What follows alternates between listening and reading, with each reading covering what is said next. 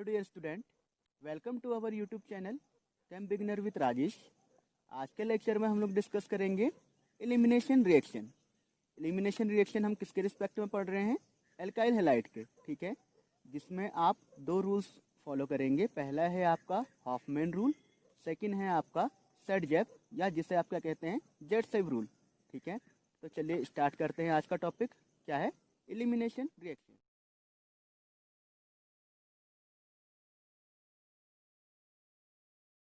देखिए, elimination reaction और क्या कहते हैं, डिहाइड्रो हेलोजिनेशन।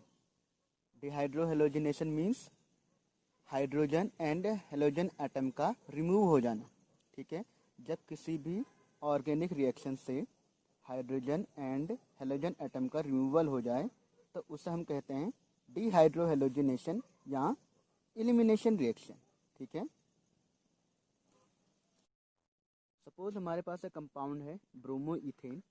इसकी रिएक्शन हमने कराई एल्कोहलिक KOH से, ठीक है। ब्रोमो इथेन की अगर हम एल्कोहलिक KOH से रिएक्शन कराएं तो देखिए क्या फॉर्म होगा।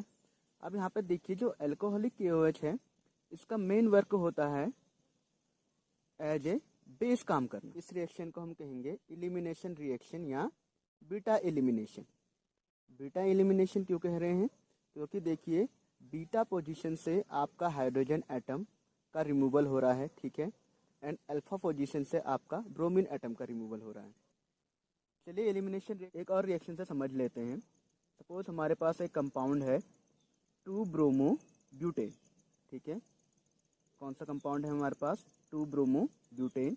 इसमें देखिए ये आपका अल्फा कार्बन एटम है, इसके जो नियरेस्ट 2 कार्बन एटम होंगे वो क्या होंगे? बीटा, ठीक है। इसके अगर हम रिएक्शन करा दें OH नेगेटिव आयन से, ठीक है, तो देखिए क्या फॉर्म होगा। एल्कोहलिक OH नेगेटिव आयन या हाइड्रोक्साइड आयन है ये, ठीक है। तो एल्कीन का फॉर्मेशन हो जाएगा, बीटा पोजीशन से हाइड्रोजन एटम निकलेगा। देखिए अगर कभी आपके पास ये कंडीशन आए, अगर आपके पास 2 बीटा कार्बन एटम हैं, ठीक है, तो इसमें से एक होगा मेजर प्रोडक्ट और एक होगा माइनर प्रोडक्ट, ठीक है। मोस्ट सब्स्टिट्यूटेड जो एल्कीन होगी, ठीक है, एल्कीन मोइटी के बाद वाले कार्बन एटम जिसमें ज़्यादा होंगे वो आपका मेजर प्रोडक्ट होगा, जिसे आप सेट-जेफ या जेट-सेव प्रोडक्ट भी कहते हैं। अगर आपके एल्कीन मोइटी सबसे कम एल्काइल ग्रुप से सेटिस्फाइड होगी तो वो होगा आपका माइनर प्रोडक्ट, जिसे आप क्या कहेंगे? हाफमैन प्रोडक्ट, ठीक है। या इसे आप ऐसे भी समझ सकते हैं, लेस सब्स्टिट्यूटेड जो एल्कीन होगी वो माइनर प्रोडक्ट या हाफमैन प्रोडक्ट बनाएगी, ठीक है। और जो मोस्ट सब्स्टिट्यूटेड एल्कीन होगी वो मेजर प्रोडक्ट या सेट-जेफ प्रोडक्ट बनाएगी, ठीक है।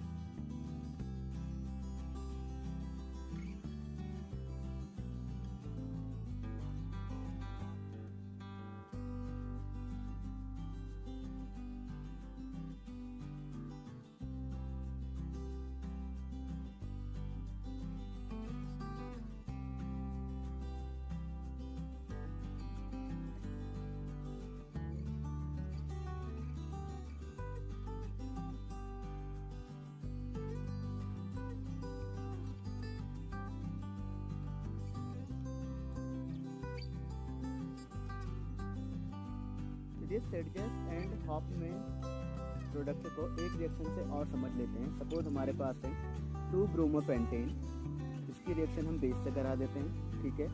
तो पहले क्या फॉर्म हो जाएगा? देखो पेंट 2 इन जो आपका मेजर प्रोडक्ट होगा, ठीक है।